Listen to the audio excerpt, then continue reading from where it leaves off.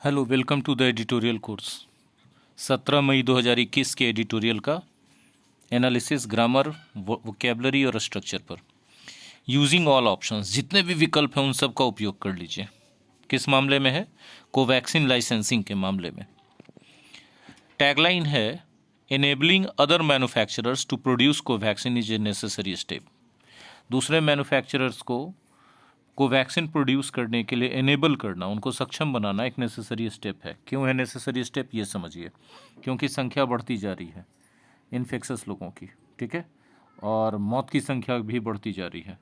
तब इस मामले में फिर क्या बचता है आपके पास? यही रास्ता बचता है कि ज़्यादा से ज़्यादा वैक्सीन बनाइए, लोगों को लगाइए तेज़ी से, ताकि लोग इम्यून डेवलप कर सकें अपने अंदर।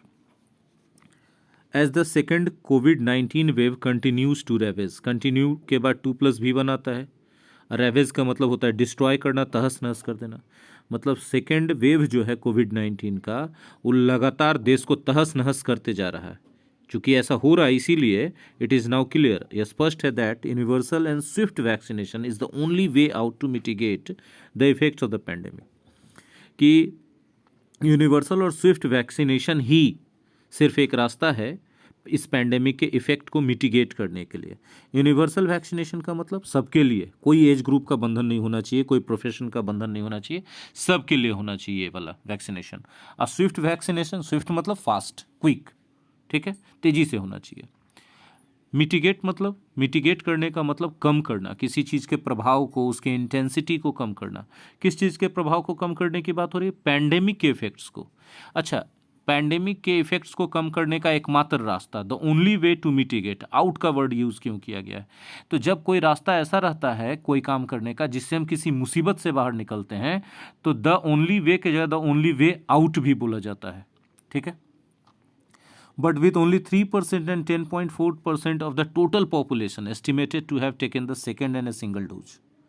मतलब टोटल पॉपुलेशन का मात्र 3% अभी सेकेंड डोज ले पाया है, 10.4% है जिसको सिंगल डोज मिला है। The goal of vaccinating a substantial number of people to achieve immunity against SARS-CoV-2 and its variants remains a tall order for India. कहा जा रहा है कि जब ये आंकड़ा रहेगा तो ये जो वैक्सीनेटिंग का गोल रखा गया है सब्सटेंशियल नंबर में लोगों को करवाने का, ताकि वो इम्यूनिटी अचीव कर सकें SARS-CoV-2 के खिलाफ, इस वायरस के खिलाफ और इसके वेरिएंट्स के खिलाफ, एक टॉल ऑर्डर रहने जा रहा है इंडिया के लिए। अब इसमें कुछ कठिन वर्ड्स आ गए, इसको आप देख लीजिए। यदि कोई चीज़ का नंबर सब्सटेंशियल है तो बहुत बड़ी संख्या है, ठीक है, और कोई काम अगर टॉल ऑर्डर है तो बहुत मुश्किल काम है, दुष्कर कार्य है, कठिन काम है करना, उसको करना आसान नहीं है, ठीक है। समझिएगा मेरी बात जो हम बोल रहे हैं।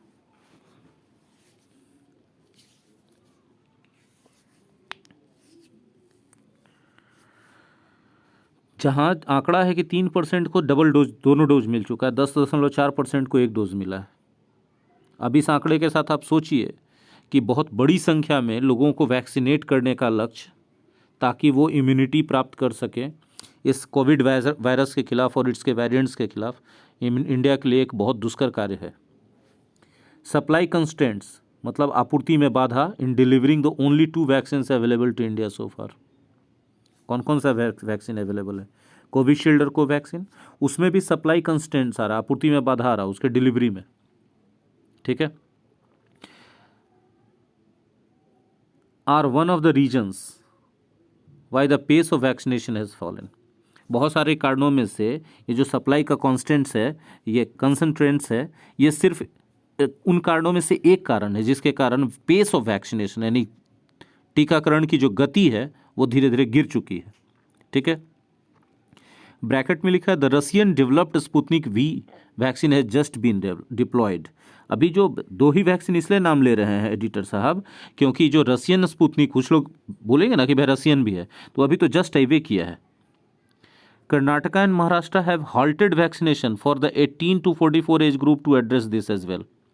कर्नाटका महाराष्ट्र राष्ट्र में 18 से 44 एज ग्रुप के लोगों को जो दिया जा रहा था वैक्सीनेशन, उसको हॉल्ट कर दिया गया, रोक दिया गया इस समस्या से निपटने के लिए। कौन सी समस्या?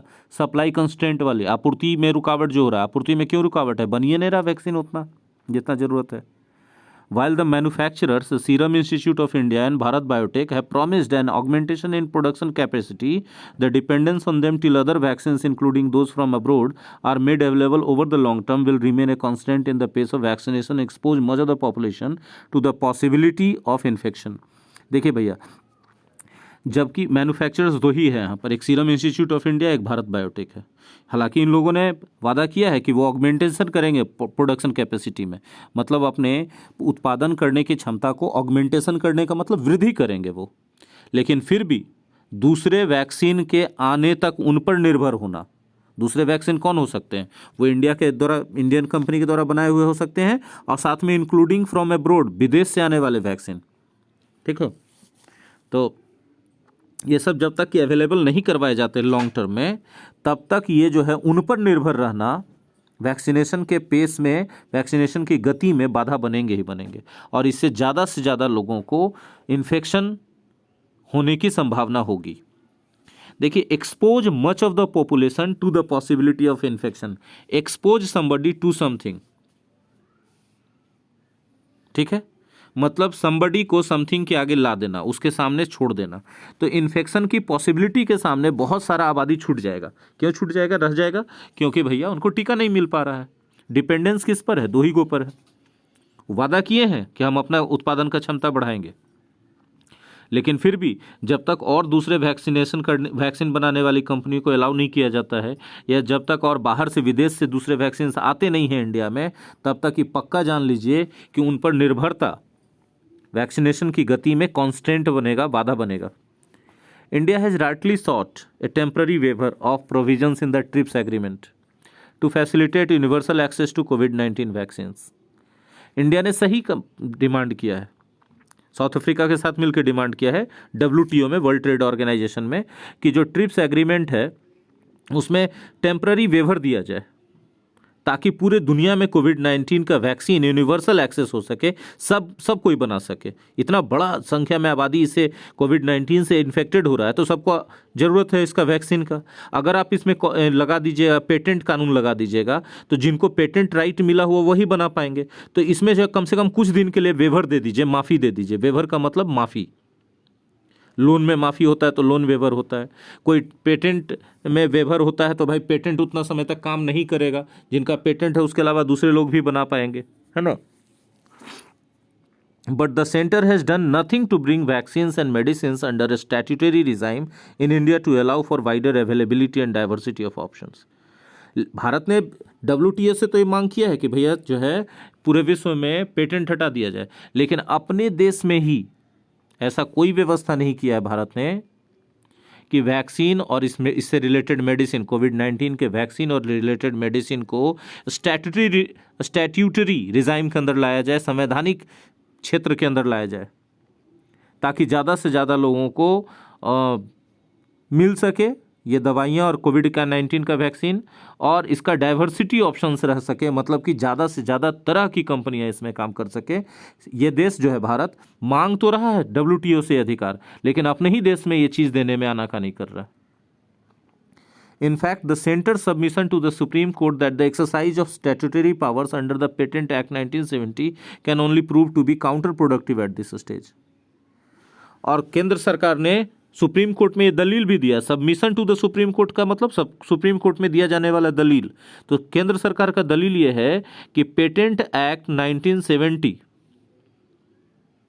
को अगर मतलब that the exercise of statutory powers under the patents act 1970 can only prove to be counterproductive at this stage is clearly contradictory to its international position for a temporary waiver in the TRIPS agreement। जाहिर सी बात है कि आप अपने देश में बोल रहे हैं कि यदि हम पेटेंट एक्ट 1970 के खिलाफ जा करके सभी को इसका बनाने का छूट दे देते हैं तो ये काउंटर प्रोडक्टिव होगा, इससे नुकसान पहुंच जाएगा इस अवस्था में।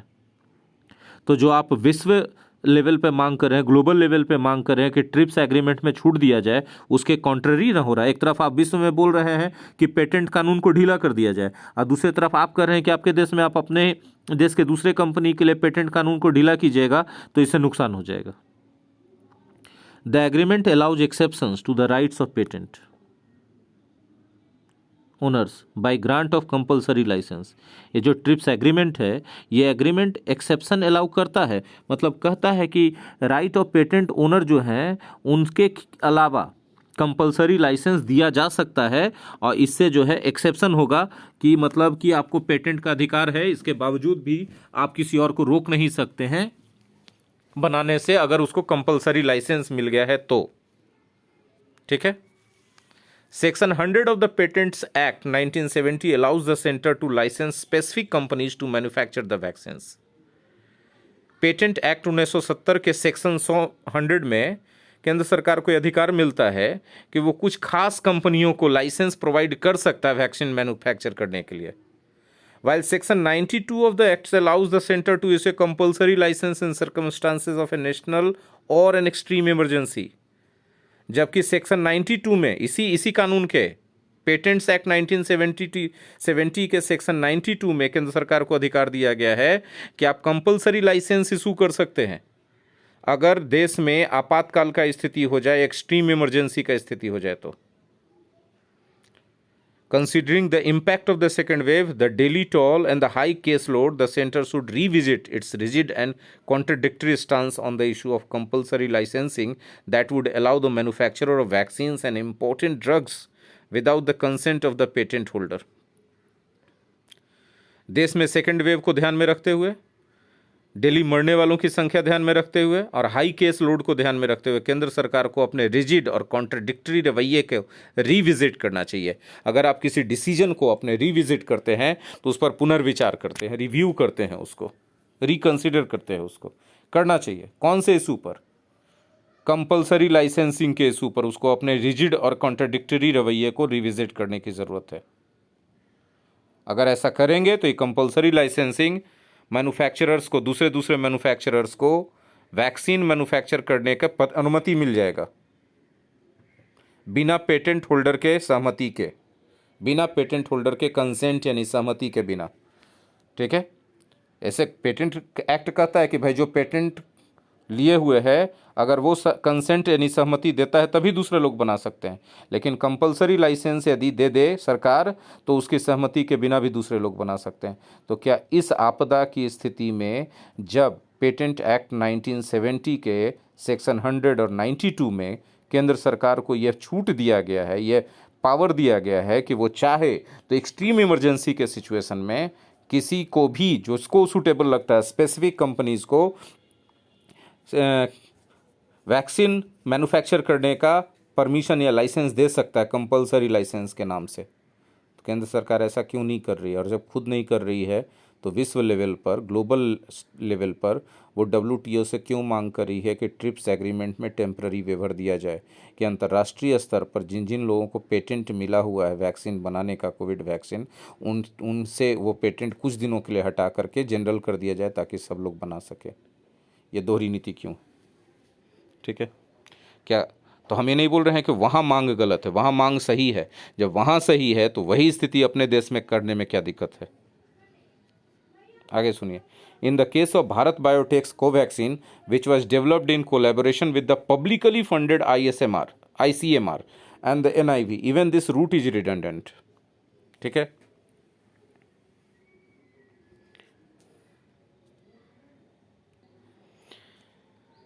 हाँ, भारत बायोटेक के कोवैक्सीन के मामले में जो डेवलप किया गया था पब्लिकली फंडेड ICMR के कोलैबोरेशन से और NIV के कोलैबोरेशन से, तो ये रास्ता इख्तियार करना भी ज़रूरी नहीं है।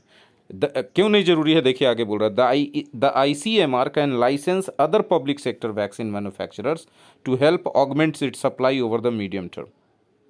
ठीक है। ICMR डायरेक्ट लाइसेंस दे सकता है दूसरे पब्लिक सेक्टर वैक्सीन मैन्युफैक्चरर्स को। ठीक है। क्यों? मीडियम टर्म में सप्लाई को ऑगमेंट कर दे, बढ़ा दे। एज ऑफ नाउ, अभी के लिए 2 central manufacturers to help augment, नहीं, as of now 2 central PSUs, public sector units, Indian Immunologicals Limited and BIBCOL have already entered into a technology transfer agreement with Bharat biotech. अभी अभी वर्तमान समय में देखा जाए तो 2 पब्लिक सेक्टर यूनियन है। एक का नाम है पब्लिक सेक्टर यूनियन मतलब मैन्युफैक्चरर्स हैं, कंपनी है आप कह सकते हैं। एक का नाम है इंडियन इम्यूनोलॉजिकल्स लिमिटेड और दूसरा का नाम है बिबकॉल। ये have already entered into A technology transfer agreement. ये पहले ही टेक्नोलॉजी ट्रांसफ़र एग्रीमेंट में एंटर कर चुके हैं भारत बायोटेक के साथ। मतलब कि ये टेक्नोलॉजी ट्रांसफ़र एग्रीमेंट कर चुके हैं। एंटर इनटू एन एग्रीमेंट का मतलब उससे समझौते में शामिल हो चुके हैं। Besides the Haffkine bio pharmaceuticals corporation based in Mumbai, और इसके अलावा एक और है हैपकिन बायोकेमिकल कॉरपोरेशन जो मुंबई में आधारित है। Other manufacturers can also repurpose their plants to produce the vaccine. दूसरे भी ऐसे मैन्युफैक्चरर्स हैं जो अपने प्लांट्स को, मैन्युफैक्चरिंग प्लांट्स को रीडिज़ाइन कर सकते हैं वैक्सीन उत्पादन के लिए। ये था 17 मई के एडिटोरियल का एनालिसिस। एडिटोरियल बैच का डिटेल्स आपके सामने स्क्रीन पर है, आप चाहें तो इसे ज्वाइन कर सकते हैं। और इस वीडियो को अगर अच्छा लगा, आपके लिए यूज़फुल लगा तो लाइक शेयर कीजिए। मिलते हैं अगले वीडियो में। धन्यवाद।